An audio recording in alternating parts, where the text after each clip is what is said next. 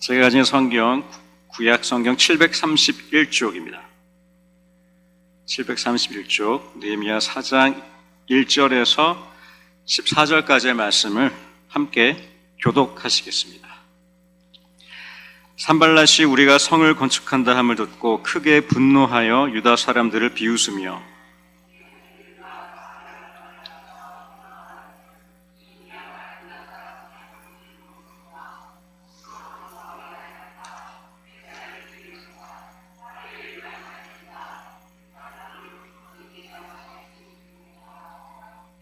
암몬 사람 도비에는 곁에 있다가 이르되 그들이 건축하는 돌 성벽은 여우가 올라가도 곧 무너지리라 하더라.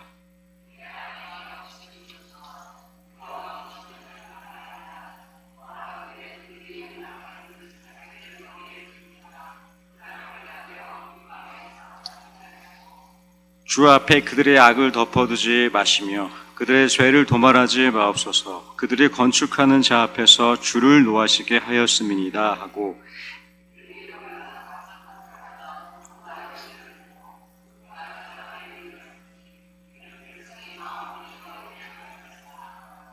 산발랏과 도비아와 아라비아 사람들과 암몬 사람들과 아스돗 사람들이 예루살렘 성이 중수되어 그 허물어진 틈이 메꾸어져 간다 함을 듣고 심히 분노하여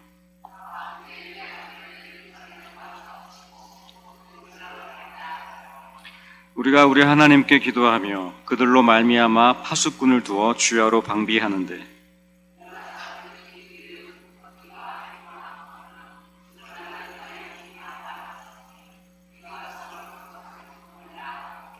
우리의 원수들은 이르기를 그들이 알지 못하고 보지 못하는 사이에 우리가 그들 가운데 달려들어가서 살육하여 역사를 그치게 하리라 하고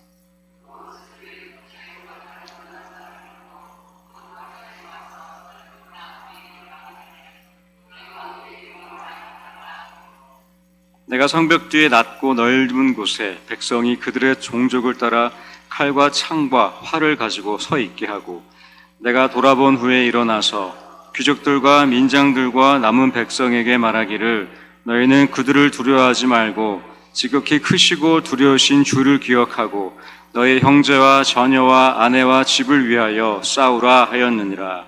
아멘.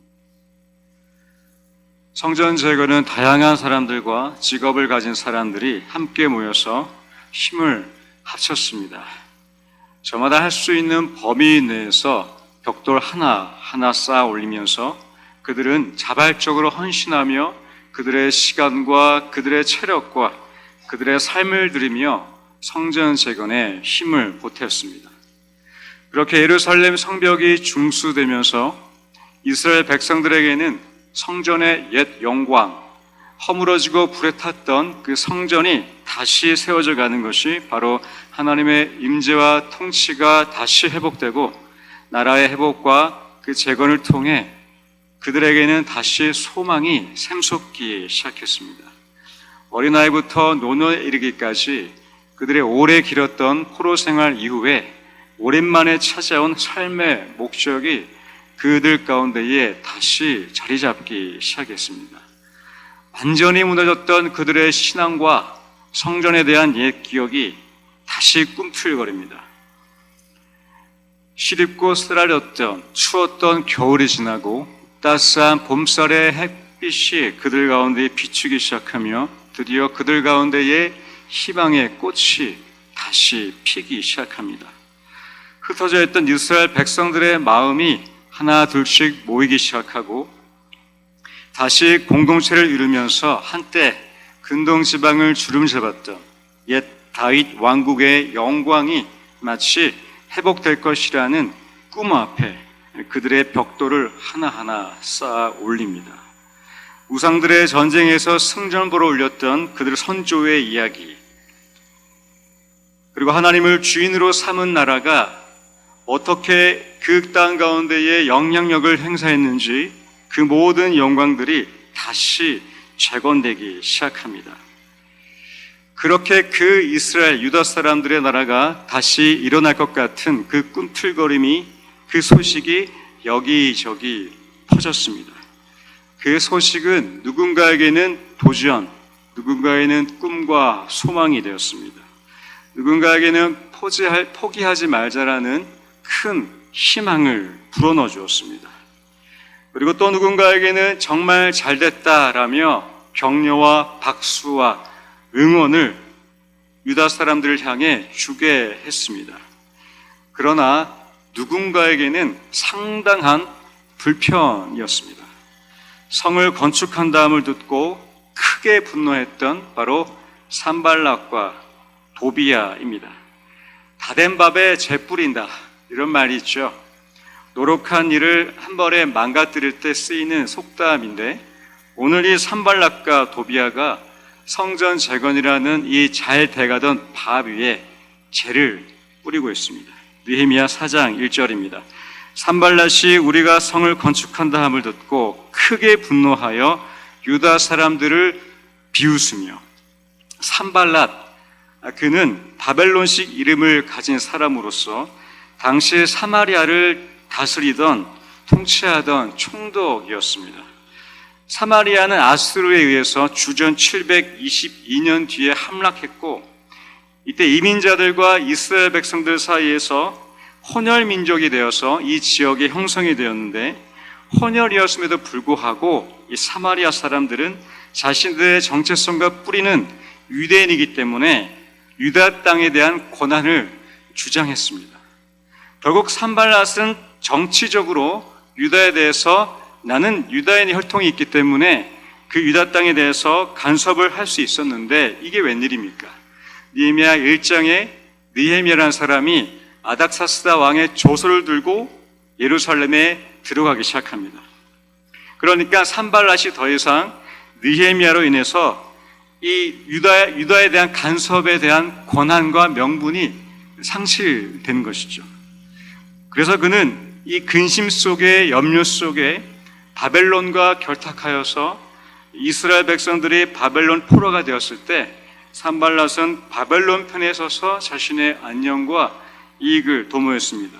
그런데 아닥사스다 왕, 그 페르시아 제국이 그 지역을 점령할 때 바벨론이 점령되면서 이스라엘은 포로에서 점차 귀환되며 해방되기 시작합니다. 이 일은 이스라엘 백성들에게는 큰 기쁨이었는데, 자기 혈통의 유대인이라고 여겼던 이 산발랏에게는 절망과 같은 소식입니다. 왜냐하면 바벨론에 붙어 있었던 그의 이익이 아닥사스다 왕에 의해서 사라졌기 때문이고, 이스라엘 느헤미야가 아닥사스다 왕의 조서를 힘입어 성벽을 재건한다는 것은 그의 터전이, 그의 정치력과 그의 안정된 삶이 휘청거렸기 때문입니다. 그래서 성전이 재건되면 정통 유대 사회가 복원되었기 때문에 산발랏은 싫어할 수밖에 없었습니다. 바벨론에게 붙어있던 그의 안정된 삶에 방해가 된 것이었습니다. 그래서 그가 했던 일은 크게 분노하고 유다 사람들을 그냥 비웃는 것이었습니다. 자기 형제들과 거느리고 있었던 그 사마리아 군대 앞에서 이렇게 자신 있게 소리칩니다. 이 미약한 유다 사람들이 하는 일이 무엇이냐? 스스로 견고하게 하려는가? 제사를 드리려는가? 하루에 일을 마치려는가? 불탄 돌을 흙무더기에서 다시 일으키려는가? 이렇게 심하게 조롱합니다. 그때 함께 있던 한 이방인이 이렇게 더 곁들입니다. 우리 느헤미야 4장 3절 말씀 함께 읽겠습니다. 그들이 건축하는 돌 성벽은 여우가 올라가도 곧 무너지리라 하더라. 여우가 올라가도 무너지게 충분한 아주 약한 성벽이지 않냐, 웃음거리로 만들어버립니다. 바로 산발랏에게 붙어 있었던 도비야의 조롱입니다. 도비야, 그의 이름 뜻을 찾아보니까 여호와는 선하시다라는 뜻인데, 그의 행동은 그의 이름과 정반대로 살고 있습니다. 성전 재건이라는 이 선한 하나님의 역사를 그저 조롱하고 있었습니다. 느헤미야 2장에는 도비야를 소개하는데 종된 사람으로 표현합니다.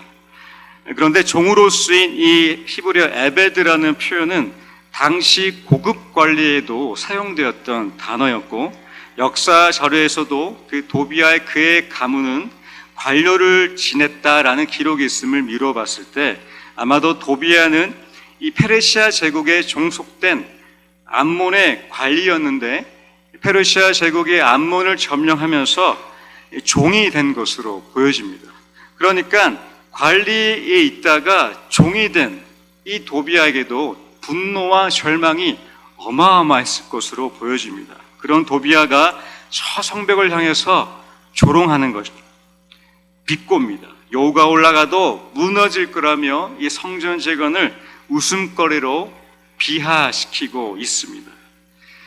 산발락과 도비아의 조롱은 그들의 소망과 좋은 시절이었던 바벨론, 이 암몬 시절 이후에 정복당하며 그들의 삶이 휘청거릴 때, 소망이 무너졌을 때 자신들을 정복한 이 아닥사스다의 조소를 힘입어서 성전을 재건하려는 느헤미야와 유다 사람들을 향해서도 너희들도 안 될 거야, 너희들도 잘 안 될 거야 라며 비꼬고 조롱합니다. 우리도 무너졌으니 너희도 잘 안 될 거다, 이렇게 비웃고 낙담을 시킵니다. 산발락과 도비아의 공통 분모가 있다면 바로 그들 마음 깊게 자리한 패배의식이 아닐까. 우리가 빼앗겼던 것들을 느헤미야와 이스라엘 유다 사람들은 다시 재건하려는데 그에 대한 패배의식으로 성전 재건도 패배할 것이라며 그렇게 마음껏 조롱하고 있었습니다. 그런데 웬일입니까? 그들의 예상이 완전히 빗나갑니다. 예루살렘 성이 중수되어 그 허물어진 틈이 메꾸어져 간다는 소식을 들었기 때문입니다. 이 소식을 들은 그들은 이렇게 반응하는데요. 우리 7절에서 8절까지 말씀 함께 읽겠습니다. 산발락과 도비아와 아라비아 사람들과 암몬 사람들과 아스돗 사람들이 예루살렘 성이 중수되어 그 허물어진 틈이 메꾸어져 간다함을 듣고 심히 분노하여 다 함께 꾀하기를 예루살렘으로 가서 치고 그곳을 요란하게 하자 하기로. 이제 단순했던 조롱과 비웃음이 유다 사람들을 향한 위협으로 변화됩니다. 더 이상 말로만 괴롭히지 말고 가서 그들을 치자, 요란하게 혼란스럽게 하자라고 더 공격적으로 그들은 변화됩니다. 그들은 심히 분노했습니다. 말로만 하지 않고 이제 그들의 분노를 행동으로 옮기려 하고 있었습니다. 이때 느헤미야는 그들의 조롱과 위협 앞에 결국 파수꾼을 두었다라고 사장에는 언급되어 있습니다. 그리고 그 파수꾼을 통해 밤낮 성전 재건 현장과 유다 사람들을 보호하게 합니다.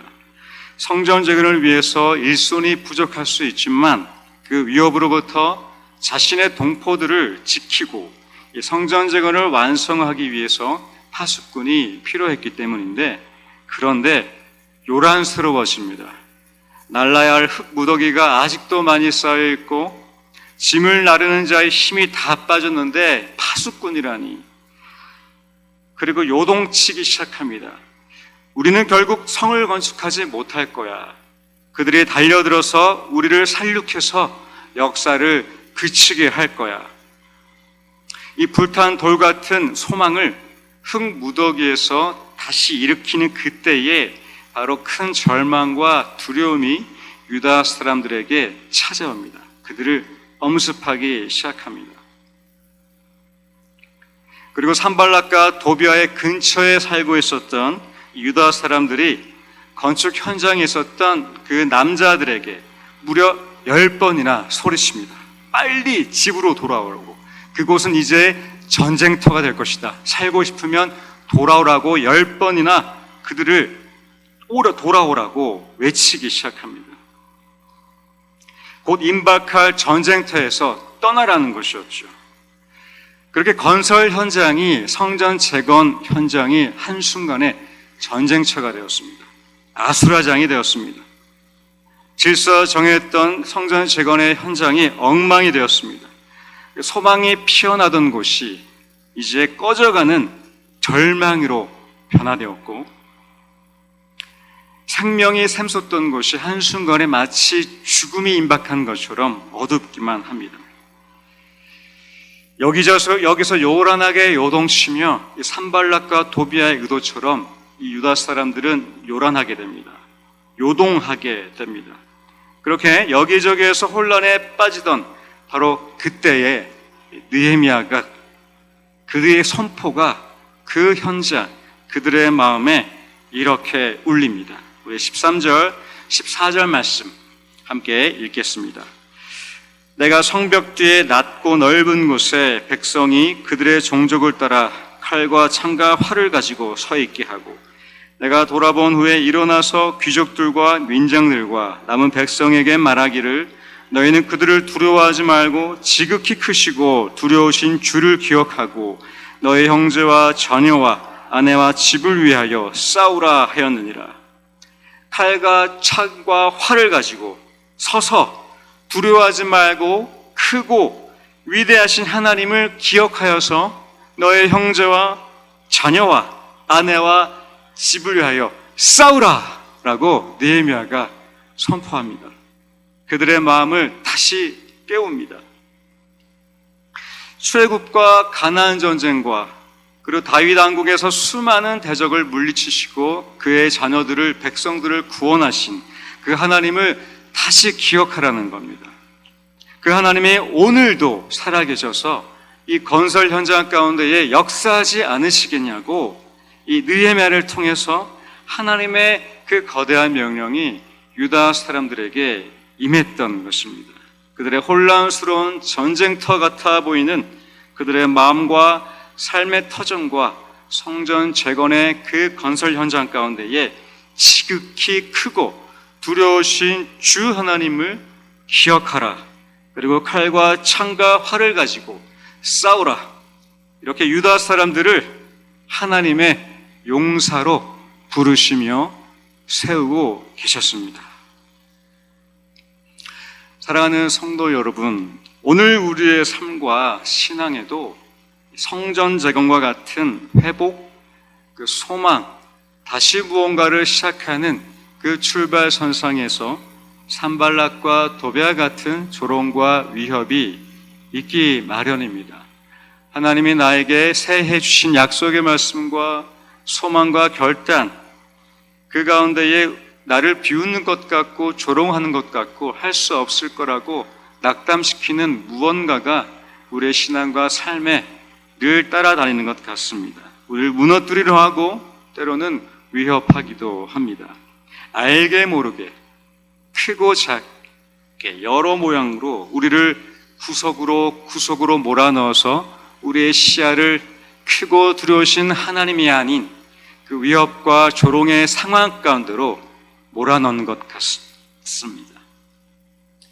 부모님 문제, 자녀들 문제, 그 부부 문제, 건강 문제, 여러 가지 상황들 속에 우리를 위협하고 조롱한 것 같은 우리의 신앙으로 이길 수 없다라는 그러한 메시지가 우리의 신앙보다 더 크고 더 높게 보이는 거죠. 내가 다시 무언가를 쌓으려고 회복하려고 하는 찰나에 우리를 위협하고 그 상황과 환경은 우리가 가진 믿음과 신앙보다 더 거대하게 더 커 보이고 더 공격적으로 우리를 푸시하며 코너로 구석으로 몰아넣습니다. 오늘 한 집사님의 간증을 들었습니다. 신앙의 문제였는데 평안하게 자녀들도 잘 자리 잡고 그렇게 하루하루 살고 계셨다가 갑자기 자신과 함께 알고 지냈던 지인으로부터 이런 말을 들었다고 하죠. 신앙이 있느냐, 기독교인이냐, 그렇게 살고 있냐, 이렇게 자신을 코너로 몰아넣는 질문을 받으셨습니다. 집사님이 평소에는 좋은 게 좋은 거다라고 그 사람을 아끼는 마음으로 듣기만 하시고 몰래 식사할 때도 기도하시며 신앙을 어느 순간 숨기게 되셨다고 합니다. 그런데 그날 갑자기 그 말을 듣고 화가 나기 시작했대요. 그 사람한테. 나 그런 사람 아닌데 왜 나를 그렇게 보느냐? 신앙이 있냐? 하나님이 나를 선택하셨어. 하나님이 선택하지 않으시면 내가 당신을 전도해도 선택 못 받을 수 있지 않냐라며 크게 화를 내셨는데 댁에 와셔서 그 화가 그 사람한테가 아닌 자신한테 났던 화였다고 합니다. 자신의 어떤 신앙과 이정의 삶을 돌아보니까 하나님을 열심히 믿는다고 믿으셨는데 어느 순간 그 신앙이 희미해지고 약해지고 숨게 되시고 감추고 싶으신 자신의 모습을 바라보고 더 이상 이렇게 살면 안 되겠다라는 그러한 간절한 마음으로 이런 결심을 하게 되셨다고 합니다. 말씀으로 무장되자. 말씀으로 다시 무장되자.